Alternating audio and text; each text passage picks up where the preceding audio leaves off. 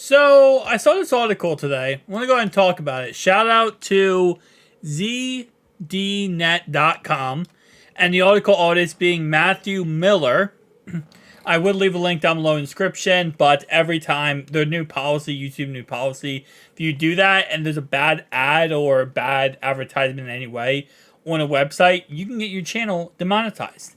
I found that out recently. So, with that being said, if you are a YouTuber and you do talk about articles, I'm going to try my best in these articles just to cover them as much as possible. Like, say the website name, obviously the artist of the website, because obviously complete credit to them. But if you leave a link, there's always a chance YouTube can demonetize you for it. So, like, say, for example, the website says something bad. YouTube's like, listen, that is not what we're about. So, with that being said, with that little minute cut in right there, 3 reasons why I ditched my Samsung Galaxy Z Fold for the OnePlus Open. Now, it's ironic because you already know on this channel, right?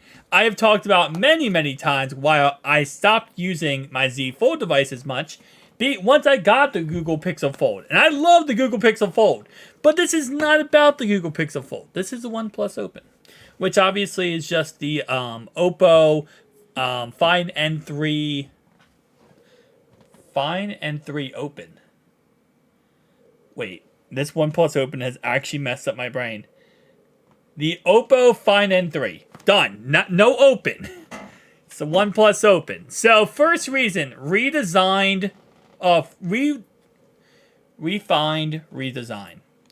For the past 4 years, I've defended Samsung's foldable design with this narrow front display since it provides enough room for me to perform communications with just one hand and just one action.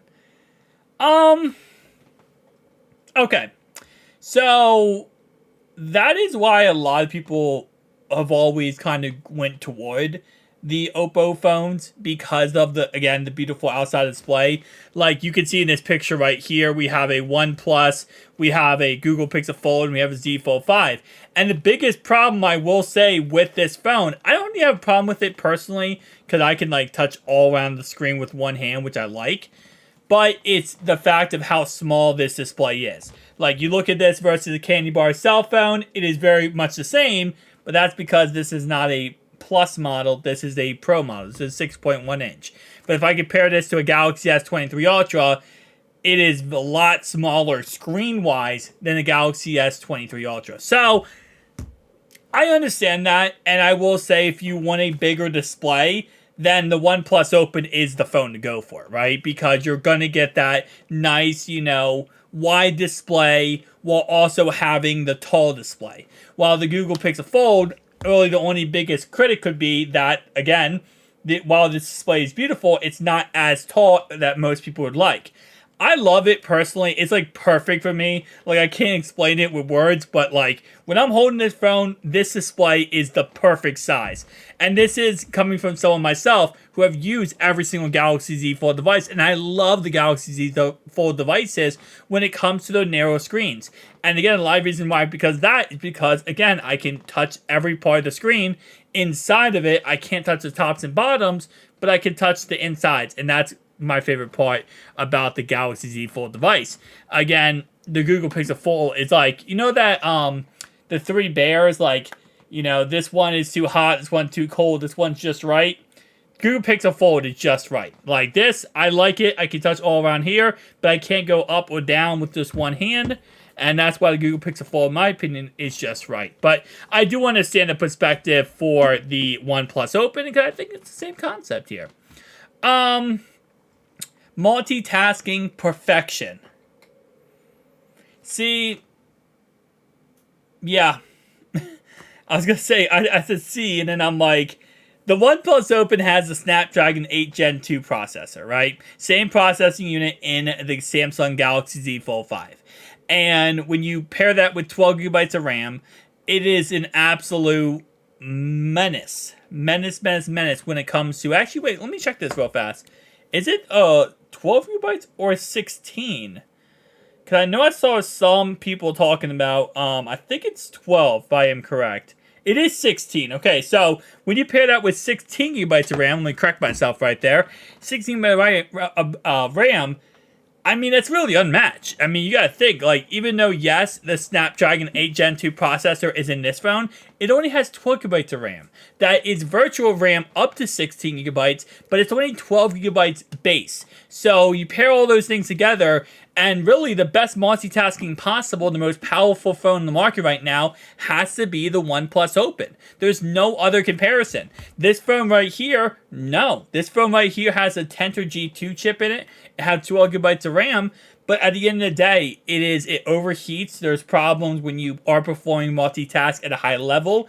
It will slow down. So even though this phone is a first-gen phone, it definitely has its problems. So yes, if you're going to go for full-on multitask and you want just crazy performance-wise, OnePlus Open is going to be the best bet you can go with when it comes to strictly just amazing. As it says here, optimized software for a new form factor is not easy, and given my experience with Samsung devices, I figured the OnePlus Open would only nail some of the more basic functions for its first iteration.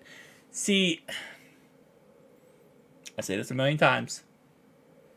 OnePlus Open is not a first iteration. It's a third gen iteration.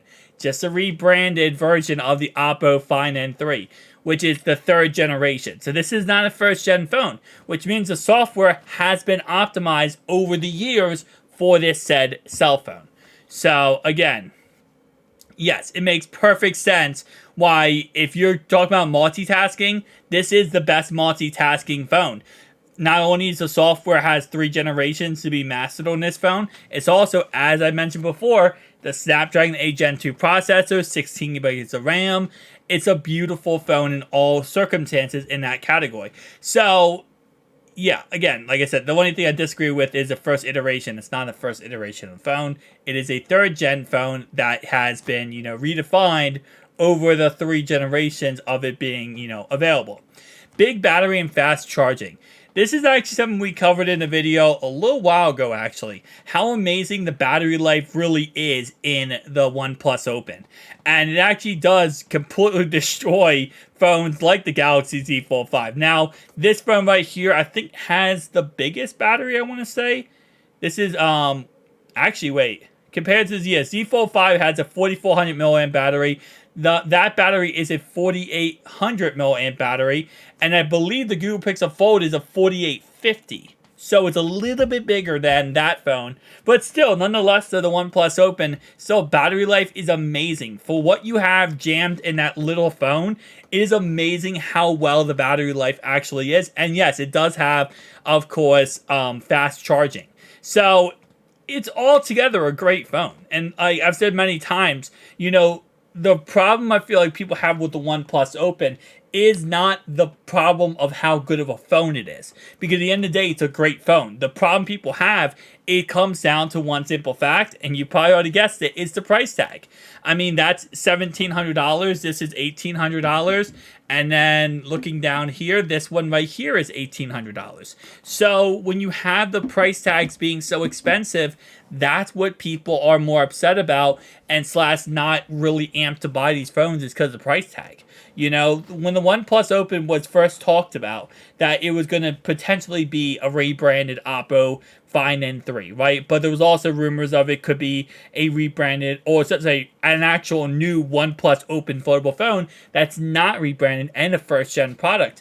A lot of people got excited, myself included. I made videos about it because it was like, wait, what if they don't do that? What if they go the opposite route and they make this phone, very inexpensive? Like, they make this phone very cheap because it's not a, new phone, and it's instead, of course, it's like, rebranded. I'm sorry, it's not a rebranded phone, it's a new phone. So that was like one of the things I think a lot of people in the tech, world, when it comes to foldable phones, they got very excited about. They're like, this is finally the chance to get a very great foldable phone for a good price. And that's going to bring down the price of all the other foldable phones. Simply was not the case in the end. It was not the case, and it didn't work out.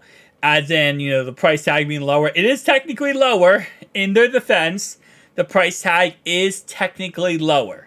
It's $1,700 instead of $1,800. But with all the different discounts of Samsung Galaxy Z Fold 5s throughout the history so far, it's technically not lower. Tell me down below your thoughts, opinions, guys. I'll see you guys next one. Peace out.